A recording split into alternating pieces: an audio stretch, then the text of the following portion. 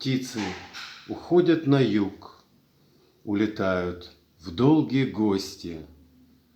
Там и небо, там и поток, и белый, и голубой. Мы им протягиваем семян созревшей горсти, но птицы уходят, на прощание махнув рукой.